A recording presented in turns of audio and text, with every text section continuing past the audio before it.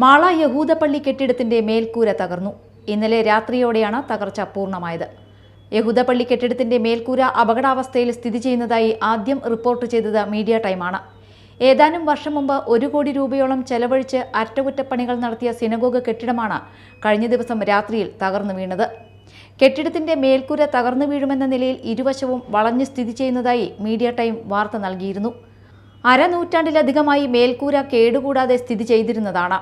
മേൽക്കൂര അറ്റകുറ്റപ്പണിക്ക് ശേഷമാണ് ഇത്തരത്തിൽ നാശം സംഭവിച്ചിരിക്കുന്നത്. മുസിരിസ് പദ്ധതിയിലൂടെ കോടി രൂപ ചെലവഴിച്ച് നടത്തിയ അറ്റകുറ്റപ്പണികളിൽ വലിയ അഴിമതി നടന്നിട്ടുണ്ടെന്ന് ഇതോടെ വ്യക്തമായി. അടിയന്തരമായി ഈ കെട്ടിട അറ്റകുറ്റപ്പണികൾ നടത്തുന്നതിനും ഇവിടെ മുമ്പ് നടത്തിയതിലുള്ള അപാകത അന്വേഷിക്കണമെന്നും ഇതിന് കൂട്ടുനിന്ന ഉദ്യോഗസ്ഥരുടെയും കരാറുകാരന്റെ പേരിലും നടപടി സ്വീകരിക്കണമെന്നും ആവശ്യപ്പെട്ടുള്ള മുറവിളി ഒരു ഭാഗത്ത് ഉയരുന്നുണ്ട്. പൈതൃക സംരക്ഷണം കണ്ണിൽ പൊടിയിടാനുള്ള നീക്കമായിട്ടാണ് ഒരു വിഭാഗം ആളുകളുടെ പ്രയാണമെന്നും വിമർശനമുയർന്നിട്ടുണ്ട്. Media time, Mala.